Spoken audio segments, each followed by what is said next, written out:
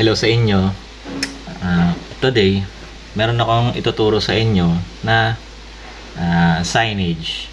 So, marami sa inyo familiar tong signage na to na no parking, tow away zone. Madalas to nakikita natin sa mga publikong daanan na nakapaskil to, no? Sabihin, hindi ka pwede talagang tumigil o mag-park doon sa lugar na yon.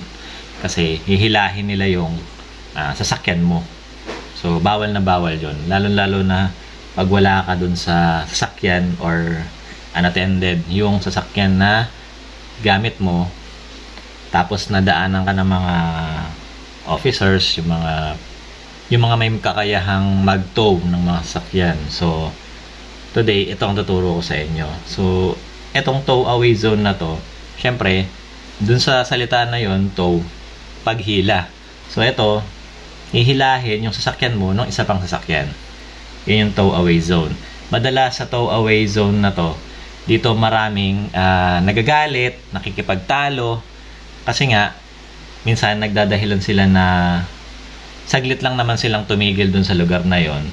Pero, bakit kailangan pang hilahin yung sasakyan nila?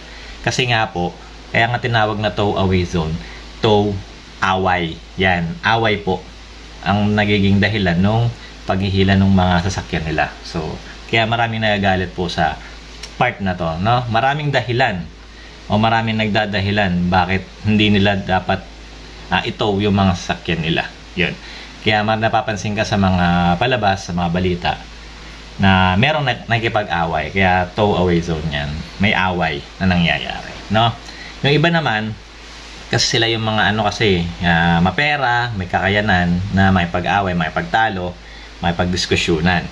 Meron naman sa atin ng mga Pilipino na syempre hindi naman sila ganun kalakas or hindi naman sila ganun knowledgeable dun sa nangyayari sa kanila. So minsan pagka nangyayari yung towing dun sa lugar nila, ang nangyayari, wala naman silang ginagawang aksyon. Hindi sila nakikipag-away, hindi sila nakikipagtalo. Ang ginagawa lang nila, kakamot lang sila ng ulo nila. Yan, syempre wala silang magawa. Tapos, sasabihin nila, kaya nga ang tawag dito is tow away.